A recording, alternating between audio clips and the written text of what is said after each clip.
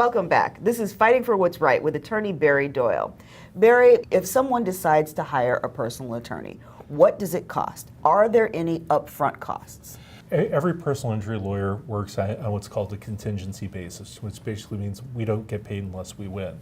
We get paid a percentage of what's recovered. We all recognize that after an accident's happened, that people are stretched financially. You know, they're out of work, they're incurring a lot of extra unplanned expenses for medical care and so on and so forth, and that there's not going to be money that's available to pay a lawyer hourly.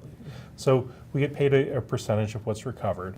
Just about every personal injury lawyer in the Chicago area will charge a third of what's recovered. Some of them will increase their fee to 40% if the case has been filed. Myself, it increases to 40% if there is an appeal that's taken at some point during the case, and that's basically because if there's an appeal, I'm going to be working on the case for probably another 2 years before the case is actually resolved. In addition, we front the expenses that are involved in working the case up. What kinds of expenses? It's going to vary from case to case, but there will be charges for medical records, the cost of filing the lawsuit, for the sheriff to go out and serve the defendant with a copy of the lawsuit. During the course of the case, documents are going to be subpoenaed. Getting copies of what's been subpoenaed has some cost. There are depositions that are taken, which is basically a question and answer session with the lawyers.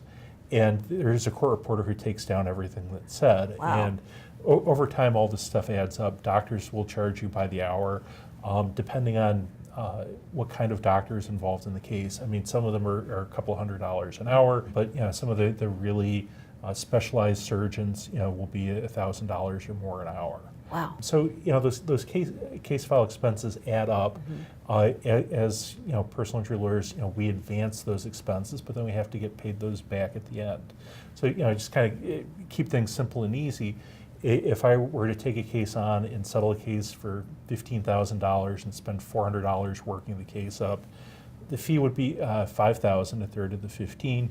I get paid back my $400. The client would end up with $9,600. Okay. So the good news to clients is that it's a kind of a risk-free endeavor for them, because if the case is lost, they don't owe us anything. So how do you keep costs under control? Can you manage it? Well, it's something that's really born of experience. We know that it doesn't do clients any good to get $1 million settlement if you spend $999,000 getting it. You don't need a gold-plated case. On the other hand, you don't want to have a case that's starved of resources. The question that I ask when I'm working a case up is this something that I need to advance the case? Is this something that's going to ultimately add value to the case when things are all said and done? And truthfully, as the lifeline of the case goes on, the expenses kind of go up in an upward slope, not just by virtue of the fact that there's more time involved, but as cases get closer to the point of going to trial, you end up incurring a lot more expense in the sense of you're taking more depositions, you're paying for doctors, you're paying for expert witnesses, that kind of thing. If I take a case on and settle it before suit's ever filed, I may spend less than $100 on it. But just filing the lawsuit and sending the sheriff out to serve the defendant with the lawsuit typically runs about $400. So these expenses add up over time, but the greatest amount of expense really gets incurred in the last 2 to 4 months before a case goes to trial. All right. One of the discussions that I have with the client when a settlement offer is made as we are reaching the point when a case is going to trial is, I'm going to have a discussion with them about this is what it's going to cost going forward, and that's money that comes out of your portion of the settlement when things are all said and done. Do you want to make that investment?